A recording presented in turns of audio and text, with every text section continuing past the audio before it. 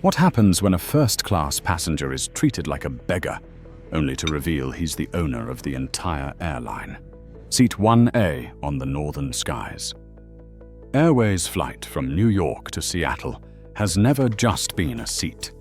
It is a symbol of achievement, of status, and of those who are assumed to belong.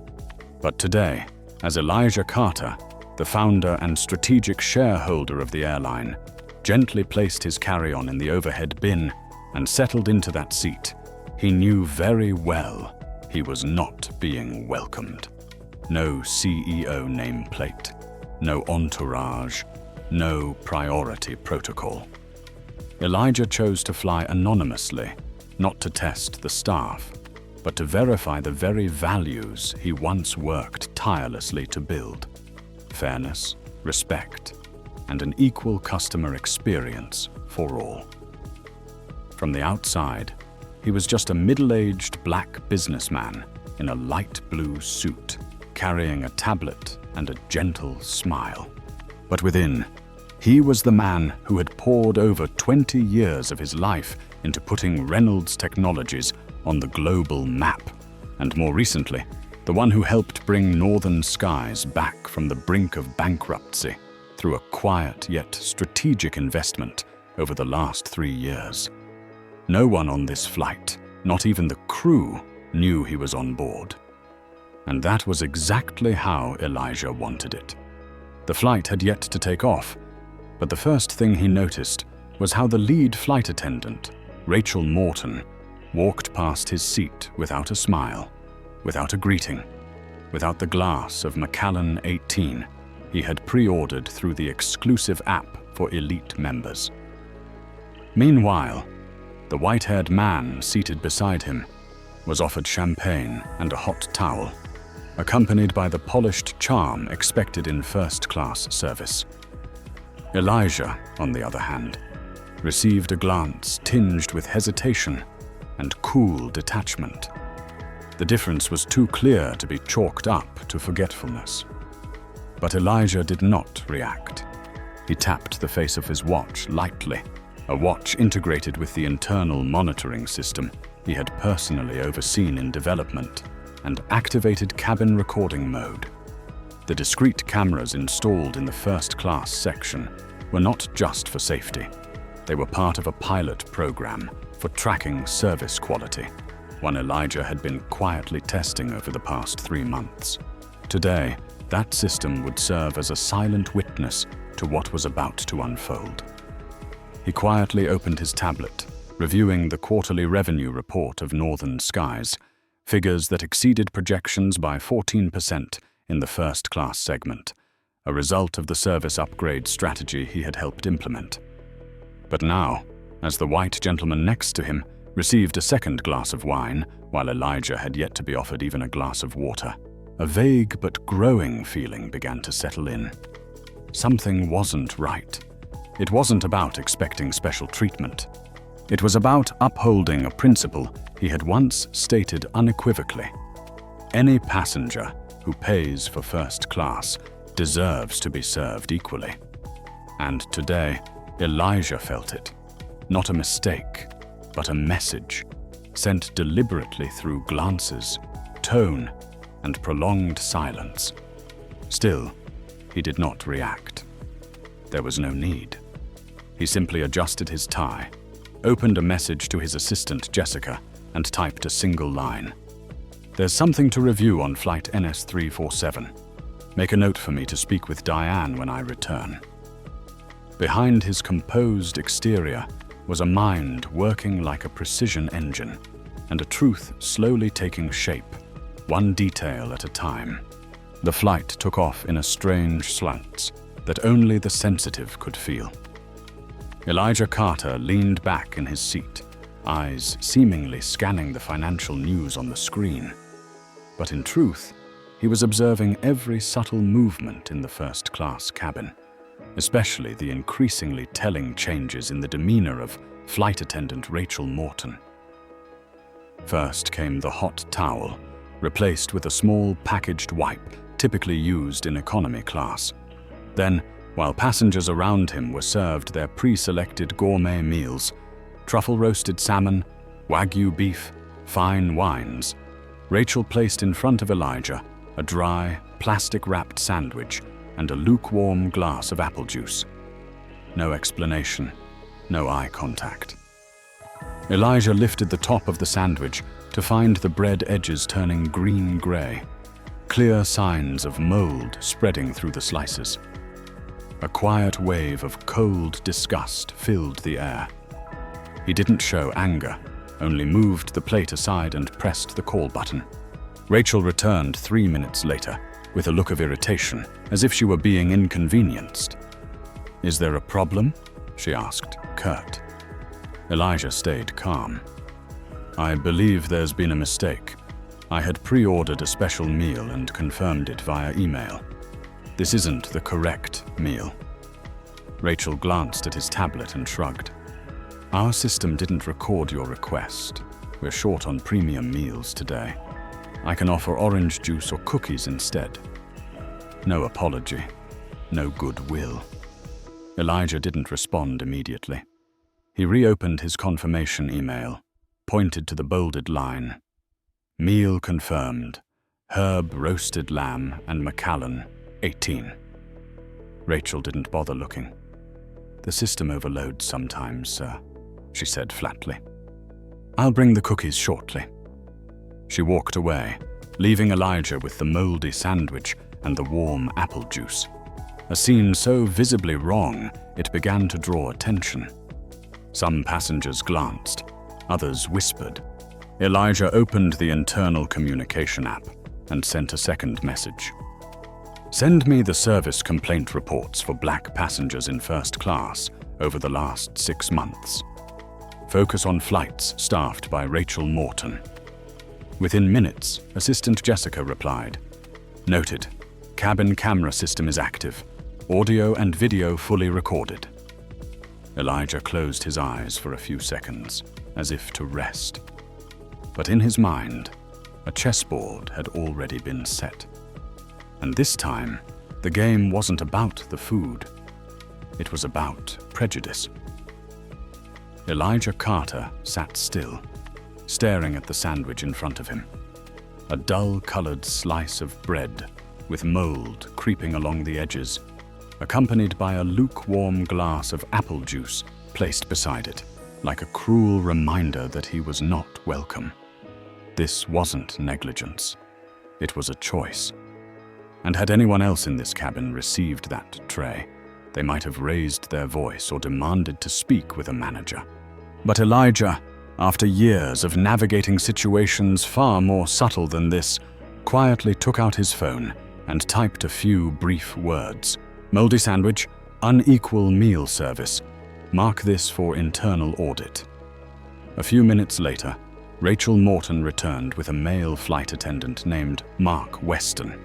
The two approached Elijah as though they were handling a difficult customer rather than addressing a guest who had been treated poorly. Mark leaned down, glanced at the sandwich without care, then straightened up, arms crossed, and spoke with clipped precision. "We found nothing unusual. The sandwich may be a little dry, but it's perfectly edible." Elijah looked at him, eyes peeling back the layers of forced professionalism. "I've sat on food safety boards larger than this airline, and I assure you, this is far from acceptable." Rachel interjected, "If you're uncomfortable, you don't have to eat, but we'd appreciate it if you stopped causing trouble." She then leaned closer, her voice low but clearly intended for others to hear. "Some people should be grateful just to sit in this cabin.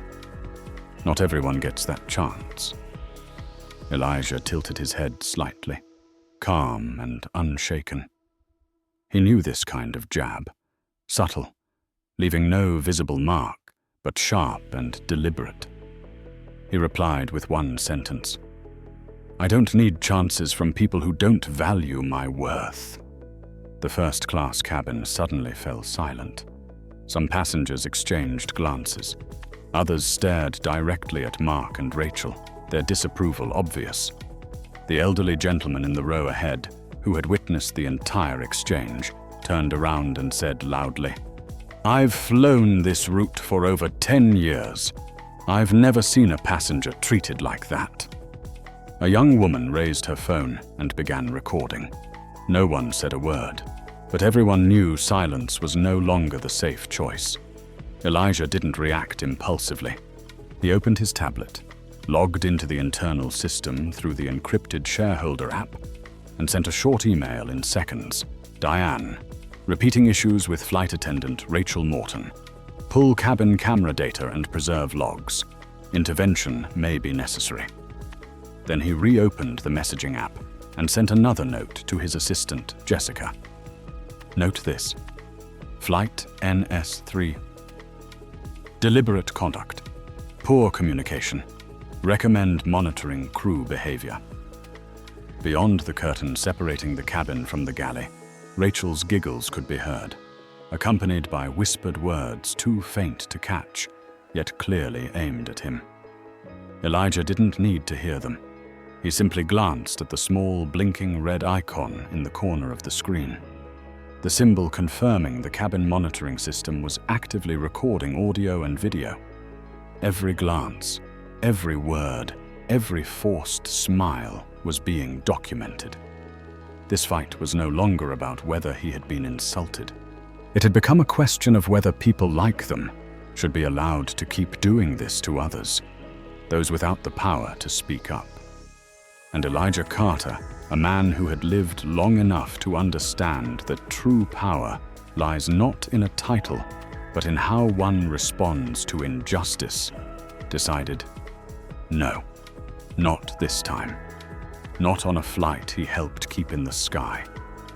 Not when someone else might be watching, learning whether to stay silent or stand up.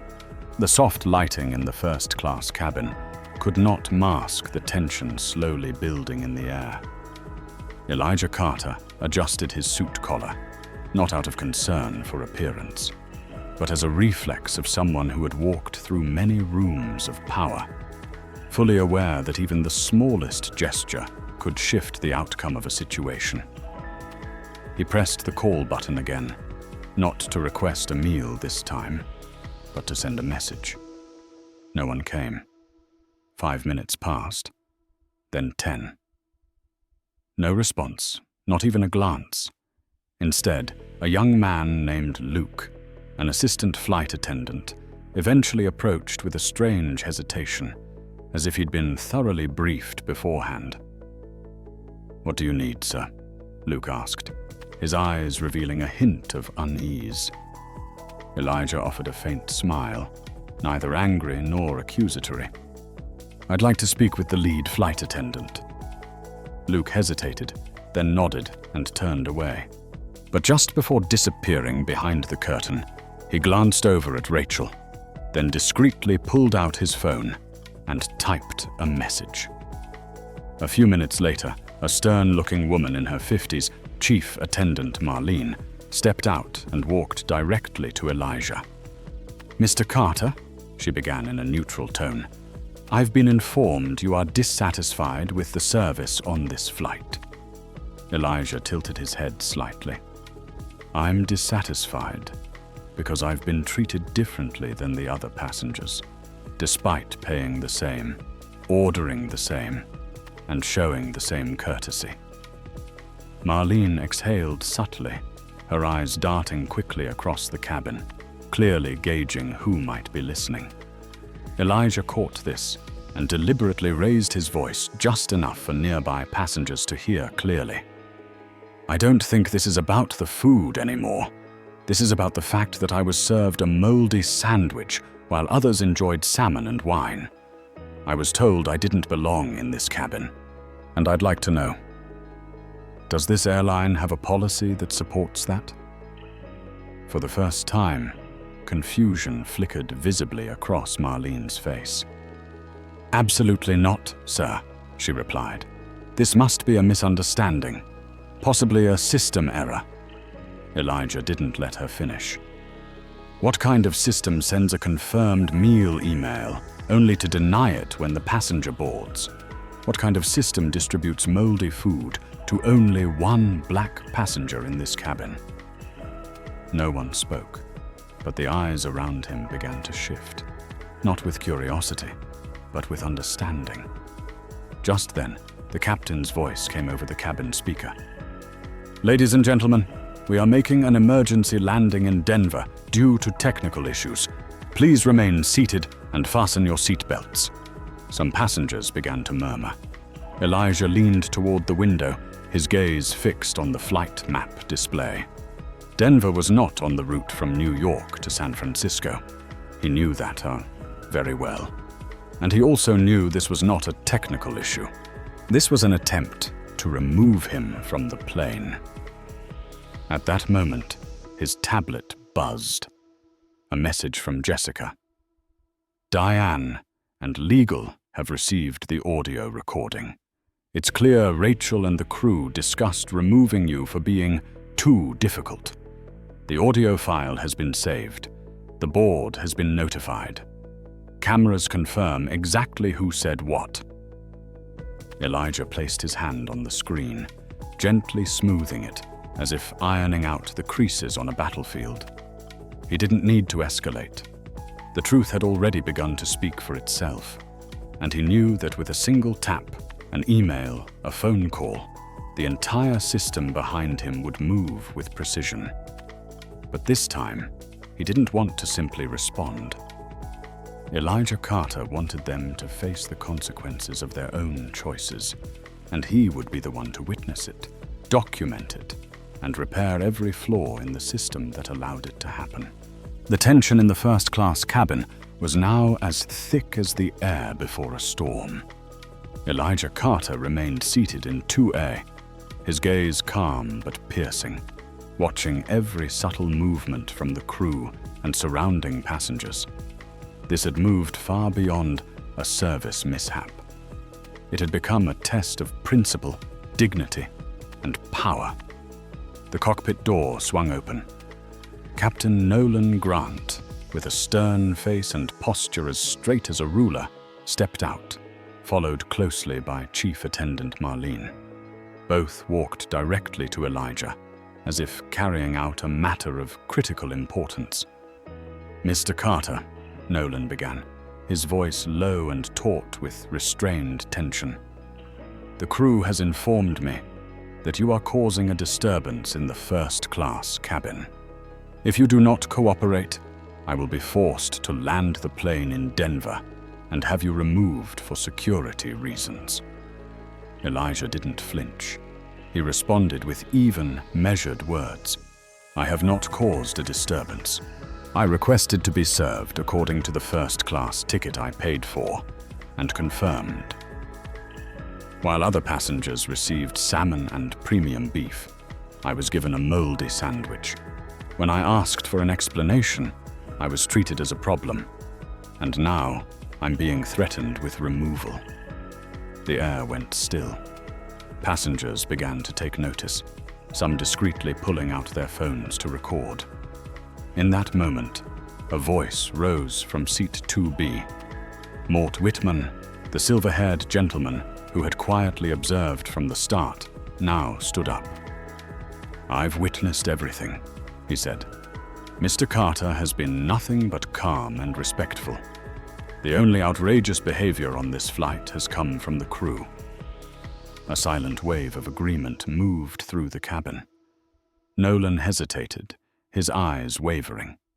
Elijah continued, not raising his voice, but letting every word land with weight. "Captain Grant, perhaps you should know I'm not just a passenger. I am a strategic shareholder of Elite Airways.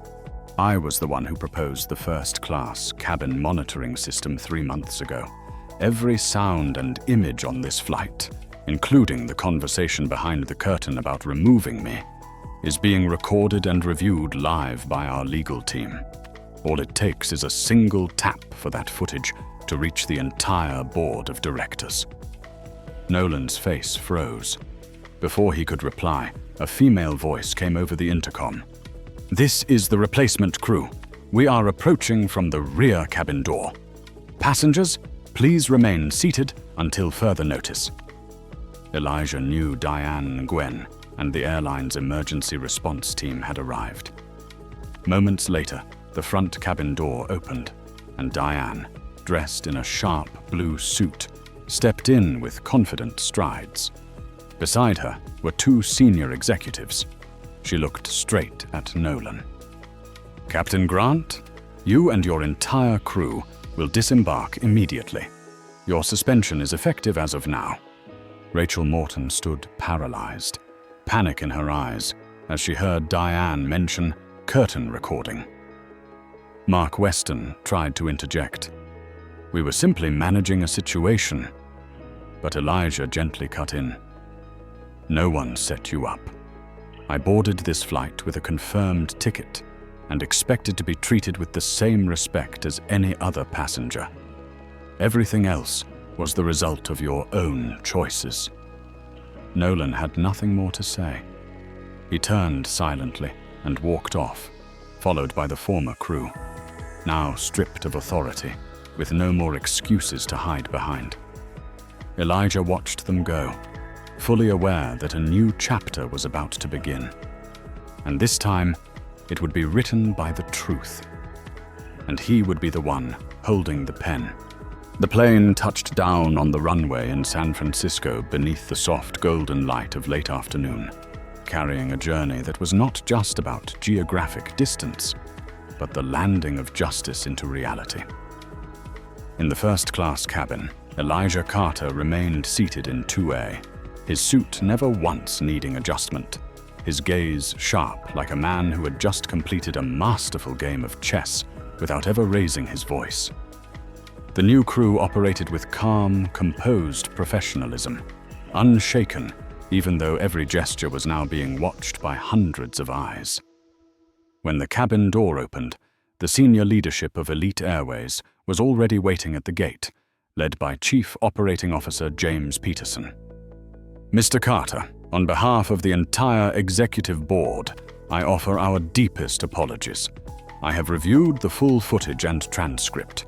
Nothing can justify what you were subjected to," James said, his expression sincere yet clearly strained under the weight of many unresolved questions. Elijah nodded, not in agreement, but to acknowledge that he had heard, and that much work still lay ahead. In the airport's private lounge, an emergency meeting began immediately.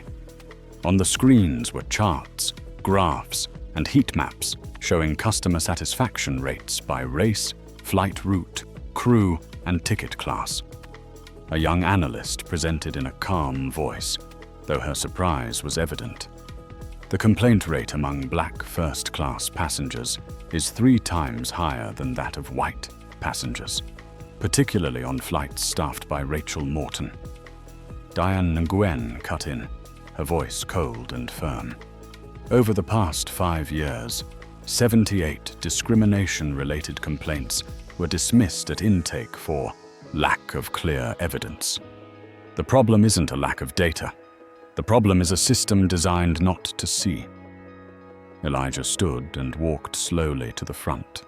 He didn't use a PowerPoint or present statistics. He asked just one question. If I weren't a shareholder, if I didn't have access to the monitoring system, if I had no voice, would I have been heard?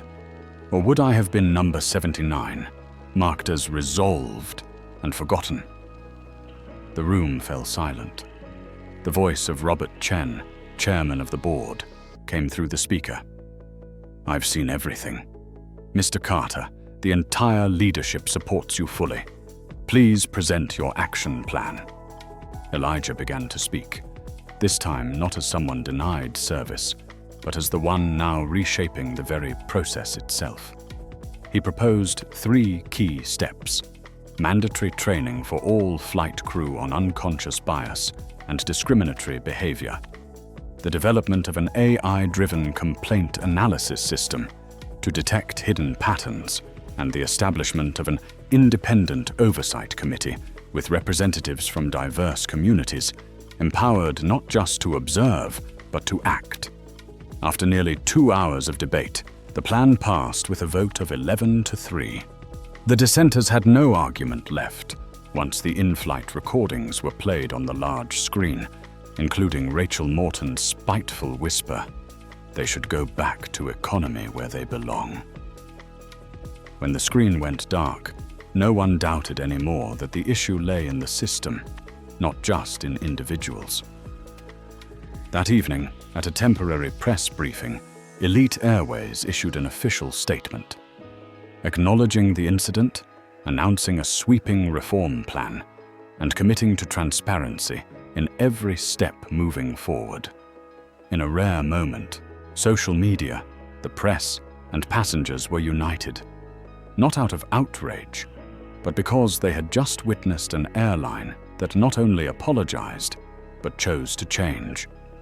Elijah stood alone by the glass window, gazing out at the flickering gold runway lights of the nighttime airport. He did not smile, nor did he appear triumphant. There was only a quiet, steady look in his eyes, because he knew this was not the end, but merely the beginning of a much longer justice, one where everyone is served equally, without ever having to prove they deserve it. In the service industry, it is not the first-class lighting or the luxurious meals that define true prestige, but the way people are treated when no one knows who they are. Elijah Carter did not simply expose an act of discrimination. He triggered a reform that many organizations would rather avoid. Because justice does not lie in an apology, but in the courage to change an entire system. If you believe that respect should never be based on skin color or job title, make sure to like this video, subscribe to the channel so you won't miss more stories that reveal the truth behind the polished surface. And don't forget to leave a comment with the phrase "fair and equal" to help spread this message together.